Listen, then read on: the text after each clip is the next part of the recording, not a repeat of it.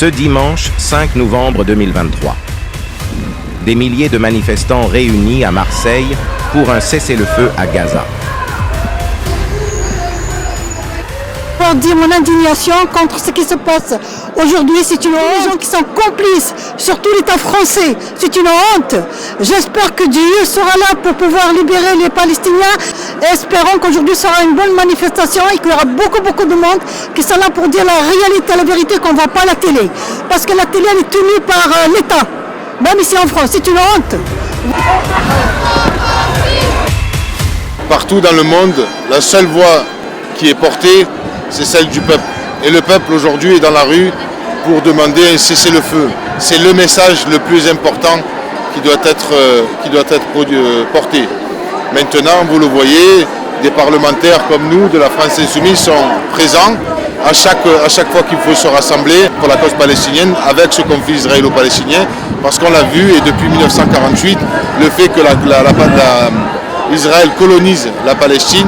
Aujourd'hui, il y a un tournant dans toutes ces histoires-là depuis des années. Aujourd'hui, maintenant, l'ONU est en train d'utiliser des mots qui sont extrêmement graves en disant que cette armée, c'est une armée qui est génocidaire et ils sont en train de déplacer 2,3 millions de personnes qui sont aujourd'hui actuellement sans eau, sans électricité, sans Internet, donc sans nourriture. C'est une situation qui est plus tenable et il faut vraiment que tous les peuples s'unissent à appeler un cessez-le-feu et un processus de paix pour pouvoir justement sauver les vies qui restent, parce que pour le moment, la Palestine, c'est un cimetière à ciel ouvert. Il faut être humaniste pour comprendre ce qui se passe à Gaza Non, il ne faut pas être humaniste, il faut être juste, et c'est pour ça que nous appelons à la paix, mais il n'y a pas de paix sans justice, et donc du coup, vous avez aujourd'hui des partis politiques comme le mien, voire on est peut-être les seuls à le faire aujourd'hui, depuis le départ, appeler un cessez-le-feu, un processus de paix. Et aujourd'hui, on est montré du doigt, on est hué, on est sali. Mais de toute façon, quoi qu'il en soit, on ne changera pas notre manière de faire et on ne changera pas notre ligne de mire. Notre ligne de mire, c'est d'appeler à un cessez-le-feu, tout simplement, pour sauver les vies qui restent. Parce que c'est toutes les générations des Palestiniens et Palestiniennes qui sont en train de souffrir et qui vont grandir justement avec une envie peut-être... de se venger, de ne pas savoir ce qui s'est passé, de se dire mais tout le monde nous a abandonnés. Non, le monde ne vous a pas abandonnés, nous sommes là dans la rue pour les valeurs de paix que nous essayons justement de porter.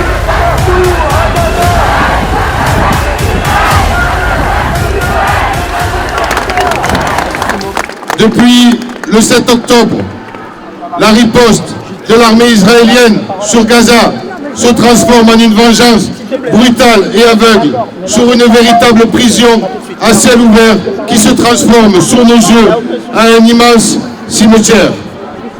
Les bombardements tuent sans réserve des civils, des journalistes, des humanitaires. Le bilan est effrayant.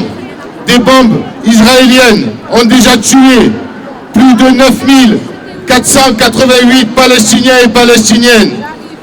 Les 2 tiers des victimes sont des femmes et des enfants.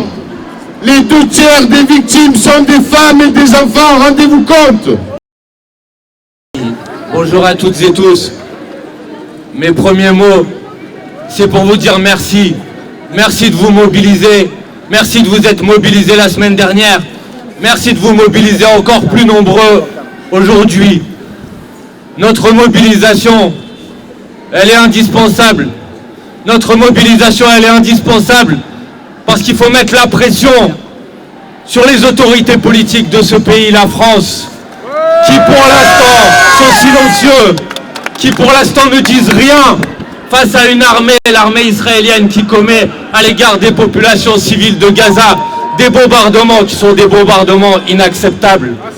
Et il faut qu'on vous dise, nous députés, à quel point nous avons eu honte quand la présidente de l'Assemblée nationale a demandé que l'ensemble des députés se lèvent pour apporter leur soutien inconditionnel à l'État d'Israël. Parce que quand on est la France, on n'apporte pas son soutien inconditionnel à une armée qui commet des crimes de guerre.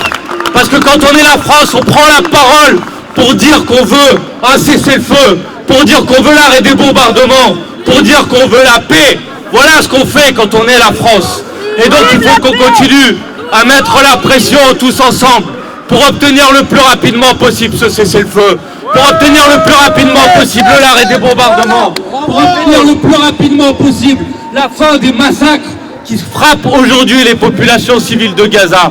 On a besoin de vous pour ça, mobilisons-nous nombreux, aujourd'hui, demain, après-demain, les prochains jours, et nous, on fera la bataille à l'Assemblée nationale avec vous. Merci beaucoup, continuez à vous mobiliser, continuez.